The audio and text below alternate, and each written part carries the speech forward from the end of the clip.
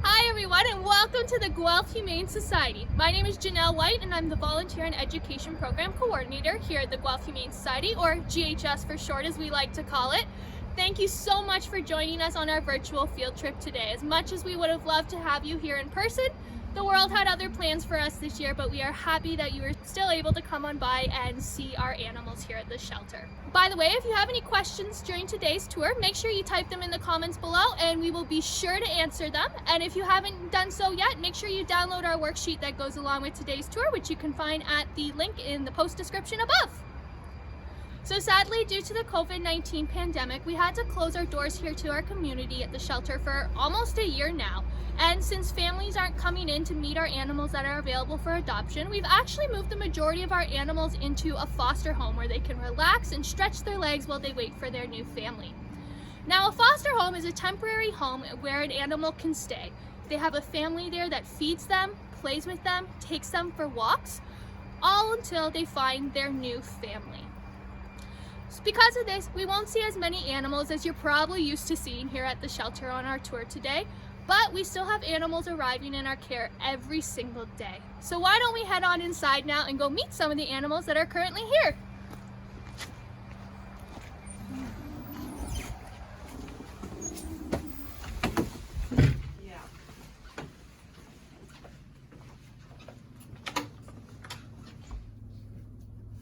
So this is our small animal hallway where all of our small animals are housed here at GHS. Now, small animals can encompass a variety of different animals. Do you happen to know of any animals that would be considered a small animal?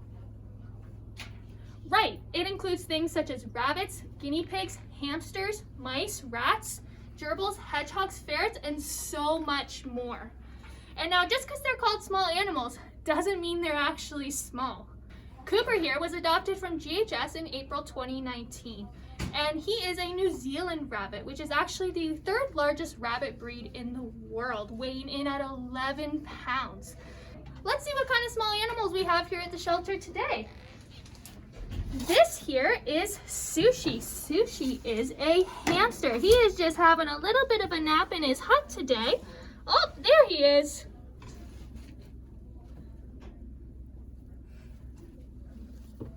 We'll let Sushi get on back to sleep now that we've seen him and said hi, but let's head on over to meet some of our other small animals that are here today.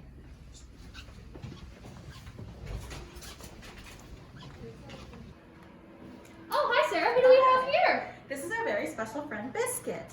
Biscuit is a bunny that came to the Humane Society a few days ago with a little bit of an injured leg. So the family wanted to bring Biscuit in because of the injury, and the vets are assessing Biscuit to see what's the best outcome for him. And we are changing bandages every day, making sure it's clean so that Biscuit can heal up as quick as possible. So how old is Biscuit, Sarah? So we think Biscuit is about a year old. Can be hard to sometimes age a bunny, but we're thinking just about a year. So what is involved in the general day-to-day care of a rabbit for anybody who wants to get one? Yeah, so rabbits are pretty sweet animals. Day-to-day care involves cleaning out their cage. As you can see here, we have a medium-sized cage for Biscuit, and every day we change the paper, we give Biscuit new water, we give him hay, we give him a new toilet, and we give him pellets. Right now, Biscuit is on bed rest, although most bunnies, we do recommend you let them have either a room or part of the house so that they can run around and play and chew on paper and stuff like that to keep them healthy. Well, hopefully Biscuit starts feeling better soon so she can run around and stretch her legs a little bit more. Now, does Biscuit ever get any carrots? Yes, so Biscuit loves carrots, lettuce, peppers, that kind of thing. Bunnies really love vegetables. Do you mind if we show the kids you guys changing Biscuit's bandages? Yes, absolutely. We can show you guys what's involved with changing the bandages on Biscuit. Okay guys, I brought my friend Isabella with me, and she's gonna help me do a bandage change on Biscuit. So the first thing we're gonna do is take Biscuit's cone off, so she has some freedom. And this way we can wash it. There we go. And I'm gonna hold Biscuit and Isabella is gonna start taking the bandage off.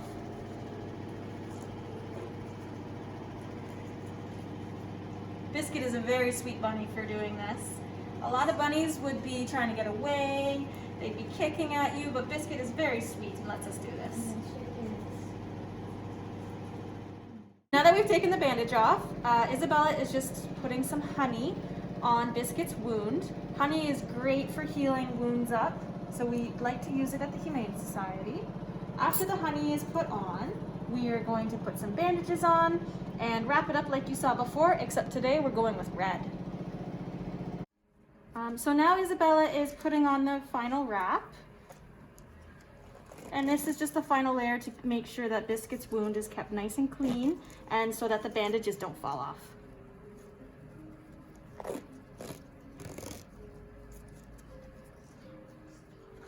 Okay, now we got to put Biscuit's cone back on, just for a few more days.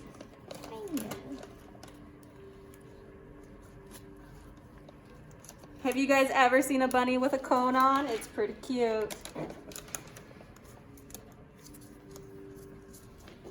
So Biscuit is wearing the cone in order for her not to try to clean her wound.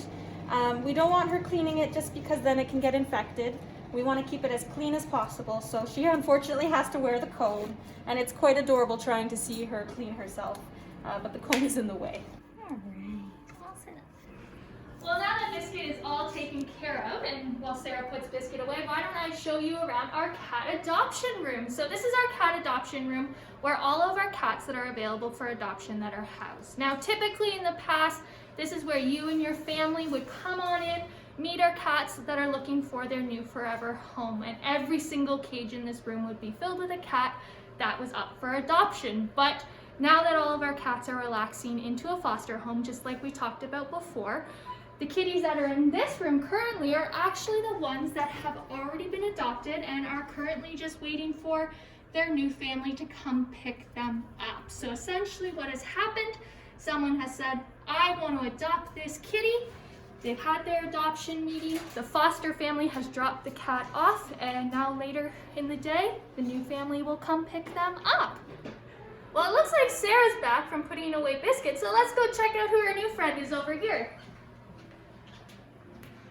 Hey Sarah, who do you got there? Hey Jenelle, this is Anthony.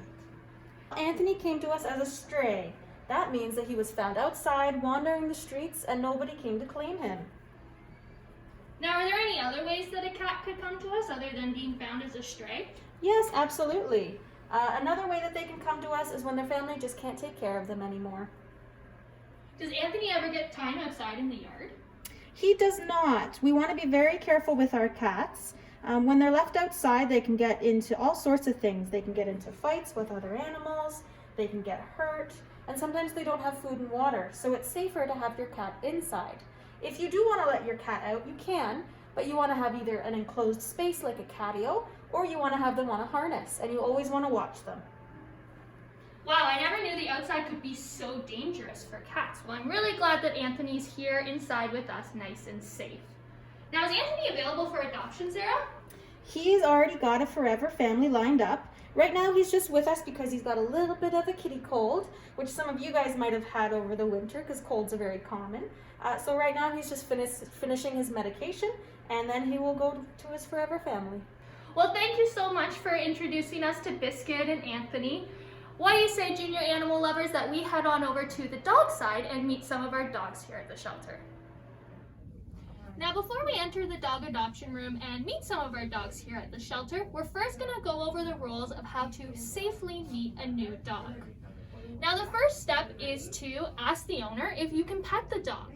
We want to walk over slowly and quietly. No running, because dogs love things that run. If you run, they're going to think you are a squirrel or a rabbit and chase you. If the owner says yes, next thing you want to do is you want to turn your body to the side. You don't want to face the dog directly because that can be scary and intimidating to the dog. When we face sideways, you're a little less scary to them because you're not making direct eye contact. You also want to get down to the dog's level so you're not big and towering over them. So you want to crouch on down, facing sideways, and you'll just let the dog sniff you. You want to keep all your hands tucked in so they don't have any fingers poking out that they think are maybe hot dogs or a treat. And you'll just sit there and let them sniff you. Now, the reason you want to let them sniff you is that dogs recognize their friends by scent, whereas we typically recognize our friends by sight. By letting the dog sniff you first, they're having a chance to get to know you and get comfortable with you. Once the dog has had a chance to sniff you, you can then reach out and give them a little bit of a pet under the chin or on the chest. Now, you don't want to give them a pet on their head or their back first. And why do you think that is? Let me give you an example. If we were all outside waiting for the bus in the morning and I came up and introduced myself by patting you on the head, that would be pretty weird, right? Well, dogs think it's weird too. So we want to give them a chance to get to know us as we pet their chin and their chest before we move on to their head and their back. Finally, once you're all done petting the dog, we are then going to say thank you to the owner and head on home. So let's go inside and give it a try. Oh, hey there, Melissa. I see you got little Ethel. Do you mind if I come on over and pet her? Come on over. Start by approaching slowly so it's not as scary, and kneel down so that you're a bit smaller. If the dog comes up to you, let them sniff for a minute, and if the owner gives you some treats, this is a great time to give her some treats. What do you think, Ethel? Do you want to go get some treats from this new person? Then you can gently give a nice chest scratch or chin scratch. Over the head can be a bit scary for some dogs, so reaching under for a nice chin scratch is a great way to meet a new friend. So you don't mind telling our junior animal lovers a little bit more about Ethel? Absolutely. Ethel is a little beagle who's about 6 years old. She loves to sit pretty, like a little princess, and she loves to meet new people, and her favorite thing is to sit in your lap and get snuggles. So what does a typical day look like for Ethel or any other dog here in our care at GHS? Well, when the staff come in, Ethel is well rested after a nice, long, cozy night to sleep. She gets a nice walk in the morning, and because of COVID and because we do have less dogs in the building, Ethel gets to spend her days in the office with her human friends. So Ethel, her typical day involves relaxing on her bed, enjoying her enrichment and treats, doing some fun training, getting to play and run in the playpen, and enjoying the human friends who come in the office to play with her throughout the day too. Well, that's awesome. Ethel is sure adorable. Do you mind if we take Ethel outside to play some fetch? That would be great. All right, little kiddo.